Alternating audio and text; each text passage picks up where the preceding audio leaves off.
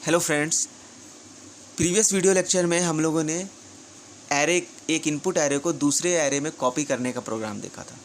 Now इस lecture में हम एक नए प्रॉब्लम के साथ आपके सामने हैं। प्रॉब्लम क्या है? Program to add the corresponding elements of two input arrays and store the result of sum into a third array. यानी हम क्या कर रहे हैं, देखिए आपको प्रोग्राम किस चीज़ का लिखना है। दो इनपुट एरे आपको दिए गए हैं, टू इनपुट एरेज। आपको उसके करस्पॉन्डिंग एलिमेंट का सम करना है और सम करने के बाद रिज़ल्ट किस में स्टोर करना है। सम का result store it into a third array, एक तीसरे एरे में स्टोर करना है। तो देखिए हमने यहाँ पे एग्जांपल से आपको समझाया हुआ है कि हम क्या कर रहे हैं, ऑब्जेक्टिव क्या है हमारे प्रॉब्लम का। आपको दो इनपुट एरे दिए गए हैं, तो हमने दो इनपुट एरे ले लिया। इंटीजर एरे ए 5 साइज़ का, इंटीजर एरे बी 5 साइज़ का। ये दोनों इनपुट एरे हैं। पहले एरे में एड्रेसिंग कहाँ से स्टार्ट हो रही है? 100, 102, 104, 106, 108। दूसरे में मान के चल रहे हैं 150 से चालू हो रहे हैं, 150, 152, 154, 156 एंड 158। तो 5 एलिमेंट्स दोनों एरे में हैं। हमें क्या करना है? करस्पॉन्डिंग एलिमेंट्स को जोड़ना है। सबसे पहले हम ये समझते हैं करस्पॉन्डिंग एलिमेंट्स होते क्या हैं। देखिए, एरे ए का जीरो इंडेक्स और एरे बी का जीरो इंडेक्स पे जो भी एलिमेंट है, इनको हम करस्पॉन्डिंग एलिमेंट बोलते हैं। सेम इंडेक्स के वैल्यूज़ दोनों एरे में हम करस्पॉन्डिंग एलिमेंट, तो करस्पॉन्डिंग एलिमेंट को जोड़ना है। यानी इसके भी जीरो वाले को, इसके भी जीरो वाले को जोड़ेंगे तो रिजल्ट क्या आएगा? 7। और स्टोर किस में करना है? एक थर्ड एरे में, उसके भी जीरो इंडेक्स पर। तो एक थर्ड एरे भी हमने ले रखा है, आउटपुट एरे जिसको हम कहना है। This is the output array, जिसमें हम सम का रिजल्ट स्टोर करके रखेंगे। Okay, C is the output array और ए और बी जो है वो हमारे इनपुट एरे हैं। फाइन। तो यानी this plus this will be stored in this location. So यानी A0 plus B0 will be stored in C0, right? So एक तरह से हमने कौन सी स्टेटमेंट एग्जीक्यूट करनी है? C0 equal to A0 plus B0। पहला एलिमेंट कॉपी हो जाएगा, A0 दिस, B0 और कॉपी किस में होगा? C0। ठीक। सिमिलरली वन इंडेक्स को देखें तो A1 प्लस B1, यानी ये दो एलिमेंट A1 एंड B1, इसको जोड़ के किस में स्टोर कर लेंगे? C1 में। तो C1 में वैल्यू क्या हो जाएगी? 5, 2 + 3 5, यानी ये स्टेटमेंट भी चल गई। इसी तरीके से सेकंड इंडेक्स को भी, थर्ड इंडेक्स को भी एंड फोर्थ इंडेक्स को भी कॉपी करते चलेंगे। ठीक है। तो ये 5 स्टेटमेंट अगर मैं लिखता हूँ तो इन दो एरे के करस्पॉन्डिंग एलिमेंट सम होके इस आउटपुट एरे में कॉपी हो जाएंगे एक एक करके, राइट। अगर इन 5 स्टेटमेंट को मैं एक कंबाइंड स्टेटमेंट के तौर पर बनाना चाहूँ, लिखना चाहूँ, तो अगेन मैं क्या करूँगा? देखिए इंडेक्स, अगेन पैटर्न देखिए, यहाँ भी जीरो है, यहाँ भी जीरो, यहाँ भी जीरो, यहाँ भी 1 है, तो यहाँ भी 1 है, तो यहाँ भी 1 है। यानी ए और बी में भी इंडेक्स सेम है और सी में भी इंडेक्स जहाँ हम स्टोर कर रहे हैं वो सेम होना चाहिए। ओके, सो हम क्या लिख सकते हैं? A I plus B I index same equal to C I, यहाँ भी इंडेक्स सेम, ये तीनों का इंडेक्स सेम। ओके, सो ये स्टेटमेंट अगर मैं लिखूँ और आई की वैल्यू 0 से लेकर 4 तक चलाऊँ तो ये पाँचों स्टेटमेंट कवर हो जाती हैं। 0 के लिए ये वाली स्टेटमेंट, आई की वैल्यू 1 के लिए ये वाली स्टेटमेंट, 2 के लिए ये वाली स्टेटमेंट, 3 के लिए और 4 के लिए ये वाली स्टेटमेंट।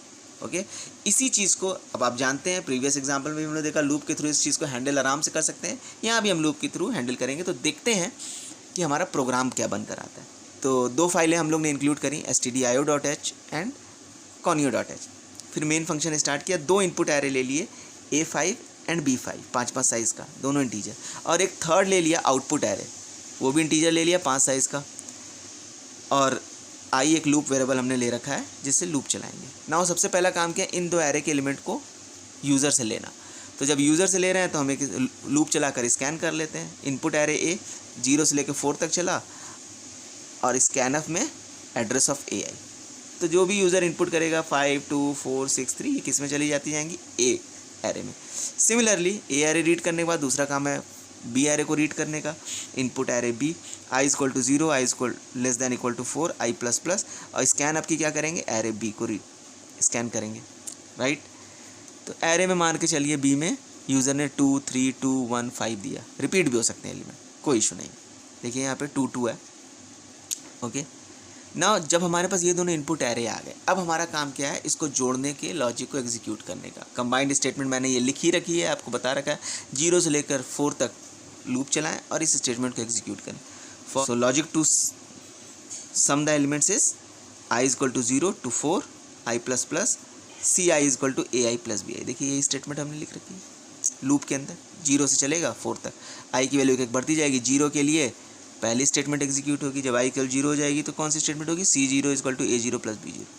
फिर i की वैल्यू में एक इंक्रीमेंट होगा, कौन सी स्टेटमेंट एग्जीक्यूट होगी, i की वैल्यू 1 हो जाएगी, C1 equal to A1 plus B1। इसी तरह बढ़ते बढ़ते अंत में कहाँ तक जाएगा, 4 तक। 4 में C4 A4 प्लस B4। जैसे ही i की वैल्यू 5 होगी लूप से बाहर आ जाएंगे।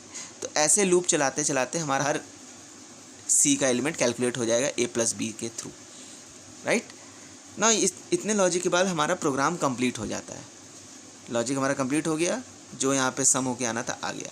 हम बस देखना चाहते हैं कि जो सम होके आया वो रिजल्ट सही है कि नहीं, तो हम क्या कहते हैं, इस एरे C को डिस्प्ले करा लेते हैं। डिस्प्ले कराने का तरीका अगेन वही, 0 से लेकर 4 तक एक लूप चलाएं, हर एक एलिमेंट को डिस्प्ले करा दें, प्रिंट कर दें। So display the output of array C for i equal to 0 to 4, printf C के हर एक एलिमेंट को प्रिंट करा लिया।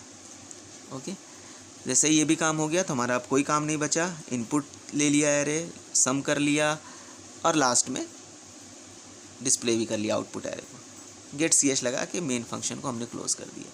खास बात देखने वाली दोस्तों, यहाँ पर हमने कहीं भी फॉर लूप में ब्रैकेट्स का यूज़ नहीं किया, जैसा कि प्रीवियस एग्जांपल्स में हमने किया था। इसलिए नहीं किया क्योंकि एक ही स्टेटमेंट यहाँ पर है बाय डिफ़ॉल्ट, जो जस्ट नेक्स्ट स्टेटमेंट होती है वो इसके ब्लॉक के अंदर ही मानी जाती है, लूप के अंदर। इसलिए हमको ब्रैकेट लगाने की आवश्यकता नहीं है। लगा भी देंगे तो कोई गड़बड़ी नहीं है। Okay fine. So I hope कि आपको ये भी प्रोग्राम क्लियर होगा करस्पॉन्डिंग एलिमेंट्स को सम करने का। फ्रेंड्स देखिए, ये दोनों प्रोग्राम जो हमने डिस्कस किए थे कि एलिमेंट्स कॉपी करने हैं एंड सम निकालना है, यूनिवर्सिटी एग्जामिनेशंस के पॉइंट ऑफ व्यू से तो इम्पॉर्टेंट क्वेश्चंस हैं ही, लेकिन आप आगे फर्दर एरे के जब और भी एग्जांपल्स एक्सप्लोर करेंगे और प्रोग्रामिंग में जगह जगह एरे के प्रोग्रामिंग का यूज़ होगा, तो कॉपी करना और ये सारे प्रोग्राम्स आपको जगह जगह हेल्पफुल रहेंगे, जगह जगह उसकी आवश्यकता पड़ेगी। तो you can just remember the logic also. So this is all for today. Thank you.